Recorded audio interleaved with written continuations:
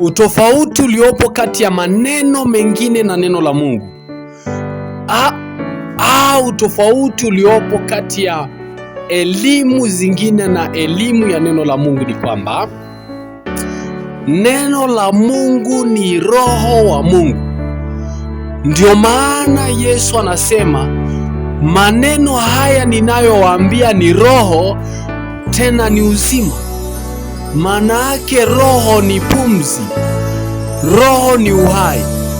Utofauti wa maneno mengine na neno la Mungu, neno la Mungu ni roho inayobadilisha maisha ya mtu. Ujuzi wa neno la Mungu unabadilisha mawazo na fikra za mtu, hata kumpa tabia na mwenendo wa kiungu. Ujuzi wa neno la Mungu ni zaidi ya ujuzi wa maarifa mengine ya kawaida, kwa sababu nyuma ya ujuzi wa hiyo sauti au hilo neno iko roho inayoshindikiza mambo yatokee. Ukifundishwa juu ya ahadi au kaahidiwa jambo fulani au kafundishwa juu ya mwenendo fulani, iko nguvu inayosapoti hayo matokeo yatokee. Hiyo ni nguvu ya Mungu, huo ni uhai wa Mungu, hiyo ni pumzi iliyopo katika lile neno. Ndio maana kitabu cha Waebrania 4:12 nasema neno la Mungu li hai tena lina nguvu. Uhai uliopo katika neno la Mungu ndio unaobadilisha maisha ya mtu na kumpa mwenendo wa maisha bora na kuuisha na kumfungua mtu kutoka kwenye nguvu za giza na maonezi ya yule baba wa uongo ambaye ni Shetani. Ndio maana neno la Mungu linasema mtaifahamu kweli na nayo hiyo kweli itawaweka huru. Yohana 8:32. Yesu akasema mtaifahamu kweli nayo hiyo kweli itawaweka huru. Na utambue neno hili ya kwamba Shetani ni baba wa uongo. Uongo hauwezi mbele ya kweli. Shetani anatumia uongo kushawishi na kugandamiza maisha ya watu. Shetani anatumia uongo kutapeli maisha ya watu. Endapo mtu ataifahamu kweli, Shetani hawezi cooperate. Endapo mtu ataifahamu kweli, yule tapeli hawezi kumtapeli. Kwa hiyo Shetani amekandamiza maisha ya watu kwa ujanja wa watu kutojua, yaani udhaifu wa mtu kutojua jambo la kiungu.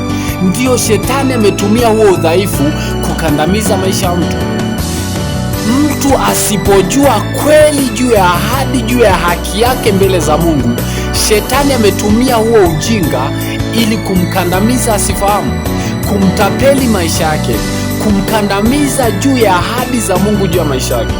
Kwaona watu wengi wameshindwa kufahamu habari ya neno la Mungu kwa sababu Shetani amekuwa amezuia watu wasipate kufahamu. Wokovu tulio nao bila knowledge, wokovu tulio nao bila ufahamu, hatuwezi kufika mahali. Ndio maana neno la Mungu limeandikwa, this is academic. Kuna kitabu kikubwa kinaitwa Biblia. Si mchezo, si vitu vya kupuuza. Mtu ambaye unasema umeokoka hausomi, haujifunzi neno la Mungu, my friend, utakuwa mbali na kweli ya neno la Mungu, na hivyo Shetani atakugandamiza, atakufunga, atakugandamiza maisha yako kwa sababu huifahamu kweli. Na hii ni kanuni, kwa sababu Shetani ni mwongo, na ili kumshinda mwongo lazima ufahamu kweli. Kwa hiyo usipojua neno la Mungu hauwezi kumshinda Shetani. Ndio maana nasema mtaifahamu kweli na hiyo kweli itaweka huru. Kiwango cha kufahamu kweli ya neno la Mungu ndivyo ambavyo unatoka kwenye maonezi, ndivyo ambavyo unatoka kwenye mifumo kandamizi ya kichawi, ndivyo unavotoka kwenye mifumo kandamizi ambayo itakuonea maisha yako, ambayo inakuonea maisha yako, ndivyo ambavyo utatoka kwa ufahamu wa neno la Mungu na kuwa bora. Usipofahamu neno la Mungu, utashindwa kutambua, utashindwa kujua haki zako, utashindwa kujua uweza wa Mungu wako, utashindwa kujua mwenendo wa Mungu wako, utashindwa kutunza tabia za Mungu wako. Ndio maana Mungu alimwambia Yoshua ya kwamba kitabu hiki cha Torati kisiondoke kinywani mwako, bali maneno yake utafakari mchana na usiku, upate kutenda sawasawa na yote aliyoandikwa humo. Usiende mkono wa kuume wala wa kushoto, wewe tenda tu sawasawa na yote aliyoandikwa humo. Usiogope, kwa maana mimi niko pamoja nami. Na akamwambia, ndipo utakapostawi sana, ndipo utakapofanikiwa sana katika kila neno utakalolitenda. Kwa hiyo uweza wa Mungu katika kuyaishi yale ambayo Mungu ametupa, neema ya Mungu iko katika kuyatenda yale Mungu ambayo ametupa. Uweza na fahari ya Mungu yapo katika neno lake. Ndio maana nasema hakuna mtu atakayesimama mbele yako siku zote za maisha yako ya kwamba atakuwa anatembea na Mungu endapo amelishika neno la Mungu, ya kwamba atakuwa anasimama na Mungu akiwa amelishika neno la Mungu. Inakuwa vipi mtu awezi kusimama mbele yake siku zote za maisha yake? Kwa sababu hakuna mtu anaweza akasimama mbele za Bwana. Hakuna mtu anaweza akamzuia Mungu.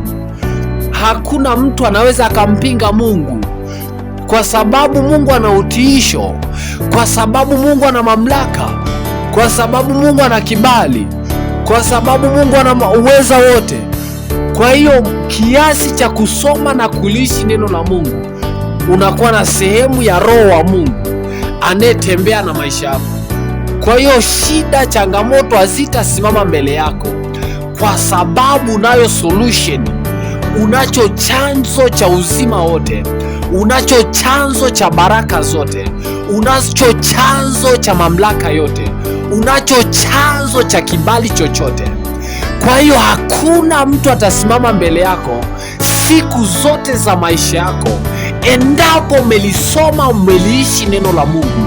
Unatembea na sehemu ya Roho wa Mungu ambaye ni muweza wa mambo yote, ambayo ni mfadhili wa mambo yote, ambaye ana utiisho juu ya viumbe vyote, ambaye yeye ni Mungu wa wote wenye mwili. Ni jambo gani asiloliweza? Kulisoma neno la Mungu na kuliishi neno la Mungu na kulitenda neno la Mungu. Huo ndio uhai ambao Mungu anaagiza. Ndio maana nasema kitabu hiki cha Torati kisiondoke kinywani mwako, na maneno yake yatafakari mchana na usiku. Utembeapo njiani uyaongee, ulalapo kitandani mwako, uketipo nyumbani kwako, uwafundishe na wote, na vijana na watoto wapate kuyajua, wakumbushe. Hiyo ndio namna ya kuishi. Hiyo ndio namna ambayo neno la Mungu linaathiri mfumo wa maisha yako yote, linaathiri mfumo wa mawazo yako, linaathiri mfumo wa fikra zako, linateka fahamu zako, linateka vyote vilivyo ndani yako. Unapata uweza wa Mungu kamili ndani yako, na hivyo ndivyo ambavyo naweza yote. Hauwezi ukafika mbali, hauwezi ukaweza mengi kama hausomi na kuliishi neno la Mungu. Neno la Mungu ni tofauti na akili zingine. Neno la Mungu ni tofauti na elimu zingine. Neno la Mungu ni tofauti na maarifa mengine. Unaweza kujifunza maarifa mengi, unaweza kupata elimu nyingi, lakini tofauti ya neno la Mungu, ukisoma neno la Mungu linateka fahamu zako, linateka fikra zako, linabadilisha maisha yako. Unaweza kujisoma mambo mengi juu ya madhara ya dhambi fulani, juu ya madhara ya katazo fulani, labda tuseme kuvuta sigara. Utajua madhara yake kabisa, utajua uharibifu wake kabisa, au ni uzinzi, utajua madhara yake, au ni wizi, utajua hatari yake, lakini huwezi kujiponya. Endapo tasoma na kufahamu neno la Mungu, sehemu ya Roho wa Mungu inakuwezesha kubadilisha fikra zako, inakubadilisha kufikiri mawazo yako, inakubadilisha kuwa na mwenendo na tabia njema. Kwa neno la Mungu ni tofauti na maarifa mengine. Neno la Mungu ni tofauti na maneno mengine.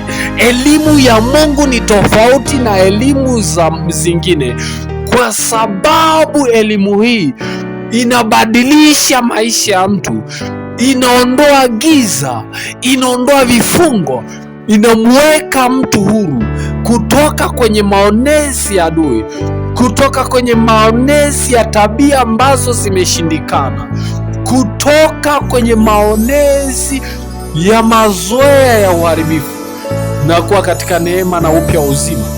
Kwa neno la Mungu linapotumwa na Mungu linabadilisha maisha ya mtu. Kwa neno la Mungu ni tofauti na maarifa mengine, tofauti na elimu zingine.